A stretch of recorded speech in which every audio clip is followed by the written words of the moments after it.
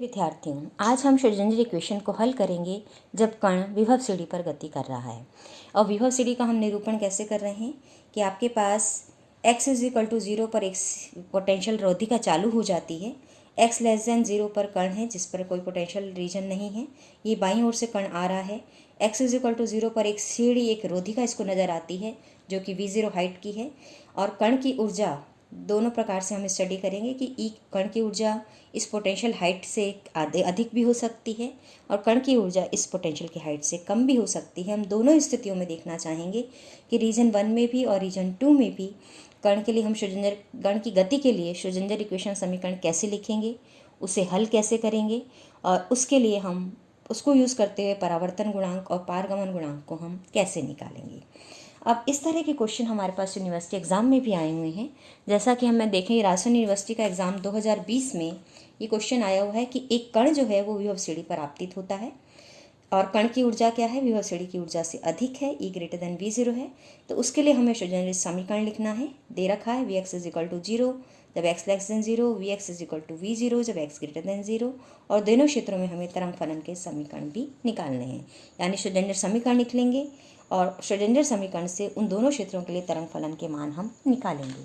और एक और क्वेश्चन हमारे पास यूनिवर्सिटी एग्ज़ाम 2018 में आया हुआ है कि एक V0 ऊंचाई की विभव सीढ़ी में गति करते हुए कण के लिए श्रोडिंगर तरंग समीकरण लिखना है और उनके लिए परावर्तन और पारगमन गुणांक के व्यंजक प्राप्त करने हैं, जबकि कण की जो ऊर्जा है वो जो विभव सीढ़ी की हाइट है उससे अधिक है, या फिर हम ये भी कह सकते हैं कि जो विभव सीढ़ी की हाइट है वो कण की कुल ऊर्जा से कम है। तो यही हम जो एग्ज़ाम के जो क्वेश्चंस भी हमारे पास आए हुए हैं उसके आधार पर हम इस पोटेंशियल स्टेप की प्रॉब्लम को हम सॉल्व करना चाहते हैं। आज हम देखेंगे इस प्रॉब्लम को तब जबकि जो कण की ऊर्जा है वो विभव सीढ़ी की हाइट से अधिक है। तो अब यहाँ पर हम इसको क्लासिकली अगर हम देखते हैं तो क्लासिकली हमारे पास क्या होता है कि जब कण की कुल ऊर्जा पोटेंशियल स्टेप की ऊर्जा से अधिक होती है तो हम ये समझ सकते हैं कि जो कण है वो के पास ऊर्जा इतनी अधिक है कि वो विभव रोधिका को पार करके उस सीढ़ी पर चढ़ जाता है, यानी कि रीजन 1 से रीजन 2 में पहुंच जाता है। लेकिन ये ज़रूर है कि इस विभव सीढ़ी को पार करने में उसकी गति ऊर्जा में कमी आएगी, लेकिन वो सरलता से इस विभव सीढ़ी को पार करके क्लासिकली अगर हम देखें तो अगर कण की ऊर्जा अधिक है तो क्लासिकली आसानी से कण रीजन 1 से रीजन 2 में जा सकता है। यद्यपि रीजन 2 में पहुंचने पर उसकी गति ऊर्जा का मान पहले से कम हो जाएगा क्योंकि इस सीढ़ी पर चढ़ने में वो कुछ अपनी ऊर्जा को खर्च करेगा। जबकि क्वांटम मैकेनिकली अगर हम देखें तो E > V0 होने पर यहाँ पर जो कण जब यहाँ से आता है तो कण की जो टकराने की संभावना अगर हम देखें तो यहाँ से जब आके कण टकराता है तो अब हम क्लासिकली तो कह रहे हैं कि कण यहाँ चला जाएगा, लेकिन उसकी गति ऊर्जा में क्या आ जाएगी, कमी आ जाएगी। और क्वांटम मैकेनिकली हम कहते हैं कि उसके कुछ ना कुछ परावर्तित होने की भी संभावना है, यानी आंशिक रूप से उसके परावर्तन की और आंशिक रूप से उसके पारगमन की कुछ ना कुछ संभावना बनती है। तो उस संभावना को मान हम क्वांटम मैकेनिक्स से हम निकालना चाहते हैं और इसके लिए हम यूज़ करेंगे श्रोडिंगर इक्वेशन को।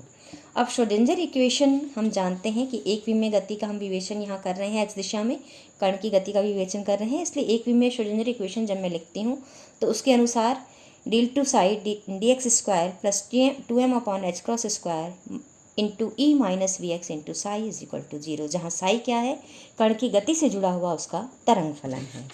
अब इस श्रोडिंगर इक्वेशन को जब मैं लिखती हूँ हमारे पास किस स्थिति के लिए, जबकि कण की ऊर्जा पोटेंशियल स्टेप की हाइट से अधिक है, या फिर मैं ये कहूँ कि पोटेंशियल स्टेप की जो हाइट है वो कण की कुल ऊर्जा से कम है।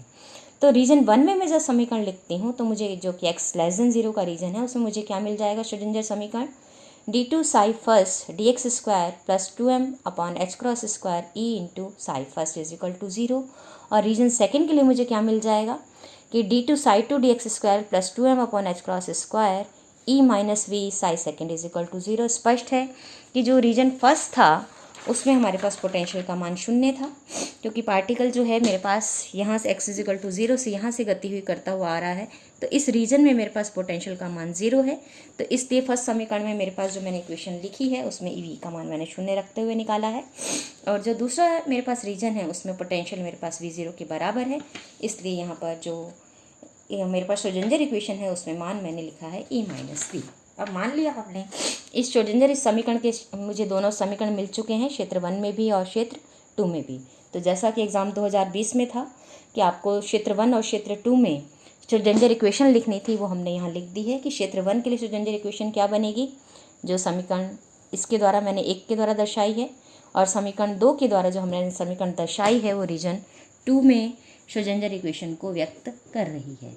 अब यहाँ पे हमने मान लिया कि अब मुझे इन दोनों इक्वेशंस का यूज़ करते हुए इसके तरंग फलनों के समीकरण निकालने हैं, यानी कि साई फर्स्ट और साई सेकंड का मान निकालना है, इन दोनों समीकरणों को हल करना है।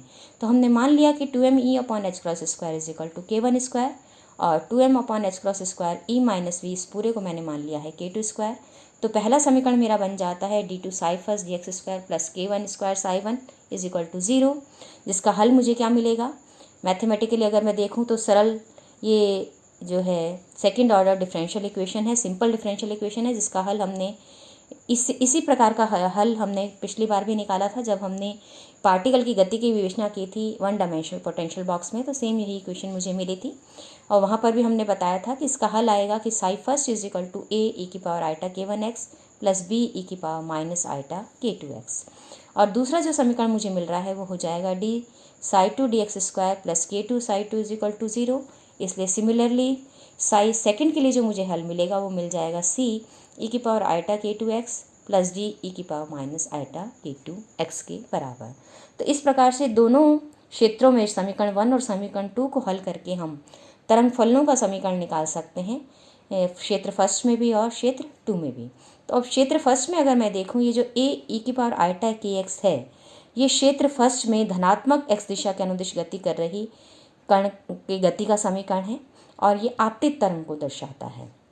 और b e⁻−i kx ये ऋणात्मक x दिशा में गतिमान परावर्तित तरंग को व्यक्त कर रहा है, जो कि बाउंड्री से टकरा के लौटती है। रीजन 1 से रीजन 2 में जब कण जाता है तो बाउंड्री से टकरा के जब कण परावर्तित होता है तो ये परावर्तित तरंग के लिए समीकरण है कि b e⁻−i kx। अब c e⁻i k2x ये रीजन 2 में धनात्मक x दिशा में जाने वाली पारगमित तरंग का समीकरण है और ये जो d e⁻−i k2x है ये परावर्तित तरंग को व्यक्त कर रहा है रीजन 2 में। लेकिन रीजन 2 में हमारे पास अगर हम देखें तो केवल x इज इक्वल टू 0 पर ही मेरे पास यहाँ पर डिसकंटिन्यूटी आती है। रीजन 2 में आगे कहीं भी मेरे पास डिसकंटिन्यूटी नहीं आती है, उसके पश्चात कहीं भी ये पोटेंशियल का मान नहीं बदलता है, इसलिए परावर्तन की संभावना, यहाँ कोई भी बाउंड्री नहीं है इसलिए परावर्तन की संभावना नहीं बनती है। इसलिए d का मान क्या होना चाहिए, 0 होना चाहिए। इसलिए मेरे पास जो साई 2 का मान है वो केवल मुझे कितना मिलता है, c e⁻i k2x के बराबर मिलता है। तो साई फर्स्ट का मान मेरे पास हो गया, रीजन फर्स्ट में जो तरंग फलन मुझे मिला उसका मान हो गया a e⁻i k1x जो कि आपतित तरंग को व्यक्त कर रहा है, प्लस b e⁻−i kx जो कि परावर्तित तरंग को व्यक्त कर रहा है। और रीजन 2 के लिए मुझे मिलता है c e⁻i k2x, क्योंकि हमने d को 0 माना, क्योंकि रीजन सेकंड में परावर्तन की कोई संभावना नहीं होती है, इसलिए यहाँ पर ये पारगमित तरंग को व्यक्त कर रहा है। यहाँ a, b और c, a को मैं कह सकती हूँ कि ये आपतित तरंग का आयाम है, b परावर्तित तरंग का आयाम है और c पारगमित तरंग का आयाम है। अब हमें चाहिए a, b, c इन तीनों के मान, ताकि मैं साई फर्स्ट और साई सेकंड को बता सकूं कि एक्चुअली इनके मान क्या आएंगे मेरे पास। तो इसके लिए हम तरंग फलनों पे बाउंड्री कंडीशंस लगाते हैं, कंटिन्यूटी कंडीशंस लगाते हैं, उसके थ्रू हम इन a, b, c का मान निकालते हैं।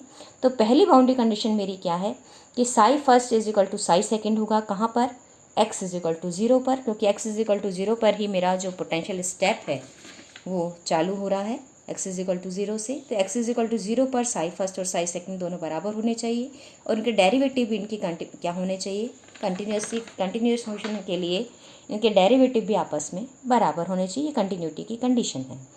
तो यहाँ पर आपके पास जब हम पहली कंडीशन लगाते हैं कि x इज इक्वल टू 0 पर psi first is equal to psi second होना चाहिए, तो यहाँ पर e⁻0 बन जाता है, क्योंकि x 0 रखते ये भी e⁻0, ये e⁻−0, e⁻+0 लिखें या e⁻−0 लिखें 1 होगा। तो ये साई फर्स्ट मुझे देगा a प्लस बी, और यहाँ e⁻0 रखूँगी तो ये देगा c। तो psi first is equal to psi second at x is equal to 0 से मेरे पास माना जाता है a plus B is equal to c। अब सेकंड जो मेरी कंटिन्यूटी कंडीशन है कि x इज इक्वल टू 0 पर इन फलनों के डेरिवेटिव भी बराबर होने चाहिए आपस में। तो पहले D psi first D Sai second D Sai D x निकालती हूँ मैं फर्स्ट रीजन के लिए। तो मुझे क्या मिल जाता है, iota k1 a e⁻i k1x minus b ई की पावर माइनस आइटा के वन एक्स, क्योंकि ई की पावर एक्स का डिफरेंशियल आप जानते हैं ई की पावर एक्स की होता है और ई की पावर माइनस एक्स का माइनस ई की पावर माइनस एक्स होता है। तो यहाँ से अब मैं x इज इक्वल टू 0 रख रही हूँ, क्योंकि ये कंडीशन मुझे x इज इक्वल टू 0 पे लगानी है। तो पुनः ये दोनों ई की पावर 0 1 हो जाएंगे। तो मेरे पास मान आ जाएगा D psi first D X का x इज इक्वल टू 0 पर कि आइटा के वन ए माइनस बी। इसी तरह साई सेकंड का मान हम निकालते हैं, D Sai second D X का मान हम करते हैं तो मुझे मिल जाता है आइटा के टू सी ई की पावर आइटा के टू एक्स। और जब इसका मान मैं निकालती हूँ x इज इक्वल टू 0 पर, तो ये हो जाता है एक आइटा के टू सी, क्योंकि ई की पावर 0 का मान 1 होता है। अब D psi first D X और D psi second D X का मान x इज इक्वल टू 0 पर दोनों बराबर होने चाहिए कंटिन्यूटी कंडीशन से, इसलिए हमने उन दोनों को बराबर किया और बराबर करने पर मुझे मिल जाता है a minus B is equal to K two upon के वन इंटू सी के बराबर। अब मेरे पास दो समीकरण हैं, a plus B is equal to C और a minus B is equal to K two upon के वन इंटू सी। तो यहाँ पे मैं c का मान रख देती हूँ जो कि a प्लस बी है। अब a वाली टर्म्स को एक साथ ले लेती हूँ, b वाली टर्म्स को एक साथ लेती हूँ, तो और इसको b के लिए सॉल्व करती हूँ तो मुझे मिल जाता है b is equal to k one minus K two upon के वन प्लस के टू इंटू ए के बराबर। इसका मतलब मैंने क्या किया है, ये जो परावर्तित तरंग का आयाम था उसको मैंने आपतित तरंग के आयाम के रूप में निरूपित कर दिया, यानी b का मान मैंने a के टर्म्स में निकाल लिया है। अब इसी तरह मैं c का मान भी a के टर्म्स में निकालना चाहती हूँ। तो मैंने क्या किया कि मेरे पास इक्वेशन आई थी कि a plus B is equal to C, तो b का मान मैंने उस इक्वेशन में रख दिया, तो a plus K one minus K two upon के वन प्लस के two into A is equal to C हो गया। और इसको जब मैं हल करती हूँ तो पारगमित तरंग का आयाम जो c है वो भी मुझे आपतित तरंग आयाम a के टर्म्स में मिल जाता है। और क्या मान मिलता है कि c is equal to a two k one upon के वन प्लस के टू के बराबर। अब मैं साई फर्स्ट और साई सेकंड में जो कि मेरे पास तरंग फलन थे उनमें a b c के मान मुझे रखने थे, तो ये a b c की बजाय मुझे सारे ही मान a के टर्म्स में मिल रहे हैं। तो साई फर्स्ट का मान मुझे मिल जाता है a ई की पावर आइटा के one x plus K one minus K two upon के वन प्लस के टू इंटू ए ई की पावर माइनस आइटा के वन एक्स, ये फर्स्ट रीजन के लिए, यानी कि साई आपतित प्लस साई परावर्तित। और सेकेंड रीजन के लिए मुझे तरंग फलन का मान क्या मिलता है कि टू के वन अपॉन के वन प्लस के टू इंटू ए ई की पावर आइटा के टू एक्स, जब एक्स ग्रेटर देन 0 है, जहाँ इसको हम कह सकते हैं कि ये तरंग फलन किसको दर्शा रहा है, पारगमित तरंग फलन को दर्शा रहा है। अब हमको निकालने हैं परावर्तन गुणांक और पारगमन गुणांक के मान। तो परावर्तन गुणांक का मान होता है परावर्तित प्रायिकता धारा घनत्व का परिणाम डिवाइडेड बाय आपतित प्रायिकता धारा घनत्व का परिमाण। और प्रायिकता धारा घनत्व को हम पिछले अध्यायों में देख चुके हैं कि किस तरह से डिफाइन किया जाता है। जे को h cross upon two iota m psi star del psi minus psi del psi star के बराबर, या फिर चूंकि दोनों ही तरफ एक्सपोनेंशियल टर्म्स हैं, ए की पावर आइटा वाली टर्म्स हैं, इसलिए मैं इसको इस तरह से भी निरूपित कर सकती हूँ कि J will be equal to real part of psi star H cross upon iota M del psi del x. यद्यपि आप करके देखेंगे दोनों तरह से तो मान आपको समान ही मिलेगा ए की पावर आइटा एक्स की टर्म्स में, चूँकि वे फंक्शंस हैं। अब मैं एक्स लेस देन 0 के लिए जब मान निकालती हूँ जे का, तो मुझे दोनों इसमें मिलेंगे, पर आपतित धारा घनत्व भी मिलेगा, प्रायिकता धारा घनत्व, और परावर्तित भी मिलेगा। तो यहाँ से इसको जब मैं इसको सॉल्व करती हूँ तो वास्तविक part h cross upon iota m psi star का मान मेरे पास हो जाएगा। इसका साई स्टार मुझे लिखना है, तो साई स्टार मेरे पास साई वन एक्चुअली किसके बराबर था, यहाँ मुझे पता है साई वन मेरे पास बराबर था ई की पावर आइटा के एक्स प्लस बी की पावर माइनस आइटा के एक्स के। इसलिए जब मैं इसका स्टार निकालती हूँ साई फर्स्ट का स्टार, तो मुझे मिल जाएगा ए स्टार ई की पावर माइनस आइटा के one x plus B star E की पावर आइटा के एक्स, जो कि मैंने यहाँ लिखा है। अब हम इस डी साई फर्स्ट एक्स का डिफरेंशियल करेंगे, क्योंकि डी साई डी एक्स है, इसका डिफरेंशियल करते हैं। तो यहाँ से भी डिफरेंशियल पे इंटू आइटा के, और यहाँ पर माइनस का आइटा के, तो यहाँ माइनस साइन लगा देंगे। तो आइटा के वन को मैंने कॉमन लिया, ई की पावर आइटा के एक्स माइनस बी की पावर माइनस आइटा के एक्स मिला मुझे। अब यहाँ से इसको मैं सॉल्व करती हूँ आगे, तो वास्तविक पार्ट मुझे निकालना है। इसको जब मैं सॉल्व करती हूँ तो एच क्रॉस के one upon M A star A plus B star A E की पावर टू आइटा के one x minus A star B ई की पावर माइनस टू आइटा के one x minus B star B. तो यहाँ अगर मैं देखूँ तो ये दोनों पद मेरे पास काल्पनिक हैं, ये दोनों पद रियल हैं। तो मेरे पास जो प्रायिकता धारा घनत्व आता है वो कितना आ जाता है कि एच क्रॉस के one upon M A star A minus B star B, यानी मॉडुलस ए स्क्वायर, इसको मैं लिख सकती हूँ, और इसको लिख सकती हूँ मॉडुलस बी स्क्वायर। और एच क्रॉस के चूँकि पी होता है इसलिए के वन है, इसलिए मैंने इसको लिख दिया है पी वन। तो मेरे पास जो प्रायिकता धारा घनत्व आता है वो हो जाता है P one upon M modulus A square minus P1 upon M modulus B square, ये मेरा निरूपित कर रहा है आपतित प्रायिकता धारा घनत्व को, ये मेरा निरूपित कर रहा है जो परावर्तित प्रायिकता धारा घनत्व है उसको। तो यहाँ से हम x ग्रेटर देन 0 के लिए अब निकाल लेते हैं पारगमित प्रायिकता धारा घनत्व। तो सिमिलर यही तरीके से अब यहाँ पे मिल जाएगा h क्रॉस अपॉन आइटा के एम, साइड 2 का स्टार निकालेंगे तो c स्टार e की पावर माइनस आइटा के टू एक्स। अब डेल साइड 2 डेल x निकालूंगी तो आइटा के टू सी ई की पावर आइटा के टू एक्स हो जाएगा। तो यहाँ पर मेरे पास इन दोनों को जब मैं गुणा करती हूँ तो मुझे मिल जाता है h क्रॉस के two upon M modulus C square, यानी कि P2 upon M modulus C square. ये है आपका प्रायिकता धारा घनत्व किसके लिए? पारगमित तरंग के लिए। अब चूंकि अगर मैं इन दोनों को मानों को रखूं, चूंकि मैंने C का मान भी एक ही टर्म्स में निकाला हुआ है, B का मान भी एक ही टर्म्स में निकाला हुआ है, तो मैं ये सिद्ध कर सकती हूँ कि J का मान जो प्रायिकता धारा घनत्व जितना उस विभव रीजन को पार करने से पहले था, विभव सीढ़ी के पार करने से पहले था पार्टिकल के पास, वही प्रायिकता धारा घनत्व रहता है उसके पास तब जबकि वो रीजन 2 में पहुंच जाता है, यानी विभव सीढ़ी पर पहुंच जाता है। तो यहाँ पर ये हमने सिद्ध करके दिखाया हुआ है, आप भी इसको आसानी से कर सकते हैं। तो यहाँ पर हमने P1 upon M modulus A square और यहाँ मॉडुलस बी स्क्वायर की जगह जो मेरे पास मान था कि K1 minus K2 upon K1 plus K2 modulus A, उसका होल स्क्वायर हमने यहाँ कर दिया है बी स्क्वायर के लिए। अब यहाँ पर इसको मैं सॉल्व कर लेती हूँ और सॉल्व करके मेरे पास मान आ जाता है modulus A square H cross upon M 4K1 square K2 upon K1 plus K2 का होल स्क्वायर। इसी तरह जब J ग्रेटर देन 0 के लिए आप सॉल्व करते हैं तो भी आपको यही मान मिलता है। तो इस तरह से सिद्ध हो जाता है कि जो प्रायिकता धारा घनत्व का मान है जो तरंग के आपतन से पूर्व था विभव सीढ़ी पे, वही आपतन के बाद भी, विभव सीढ़ी पे आने के बाद भी वही रहता है। अब परावर्तन गुणांक का मैं मान निकालती हूँ तो ये हो जाता है J परावर्तित अपॉन J आपतित, और J परावर्तित है P1 upon M modulus B square और J आपतित है P1 upon modulus A square, यानी modulus B square upon modulus A square. तो मॉडुलस बी का मान हम निकाल चुके हैं मॉडुलस ए के टर्म्स में, तो मुझे मिल जाता है R का मान K1 माइनस K2 का whole square upon K1 plus K2 का होल स्क्वायर। ये है परावर्तन गुणांक का मान। अब दूसरा हम निकालते हैं पारगमन गुणांक, और पारगमन गुणांक होता है J पारगमित अपॉन J आपतित। तो यहाँ पर P1 upon M modulus C square या P1 upon M modulus A square divided by, अब C का मान चूंकि मेरे पास एक ही टर्म्स में है तो मैं यहाँ पुनः रख देती हूँ।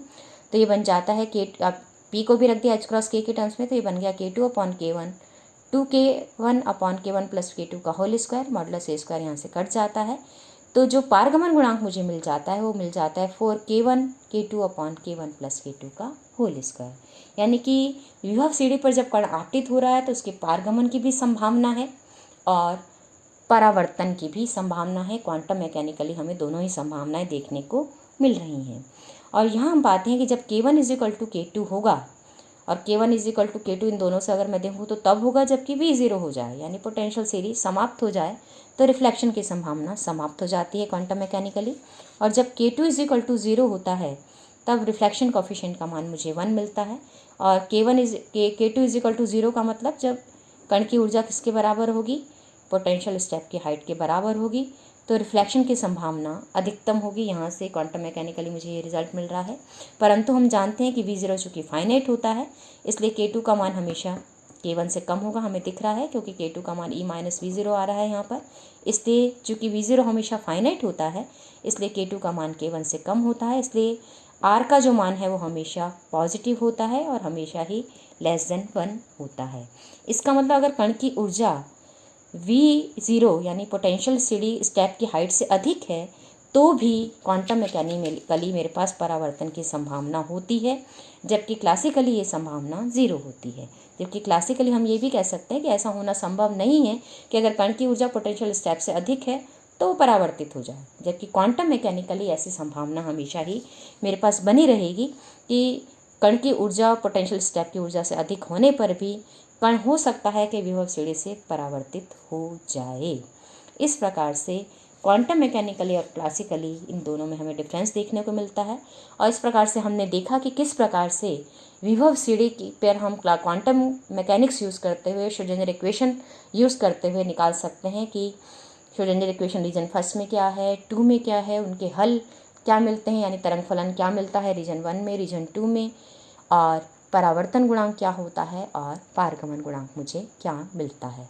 तो इस प्रकार से क्वांटम मैकेनिकली पता लगता है कि विभव सीढ़ी में कण की ऊर्जा अधिक होने पर भी परावर्तन की संभावना रहती है, जबकि क्लासिकली ये संभव नहीं है। धन्यवाद।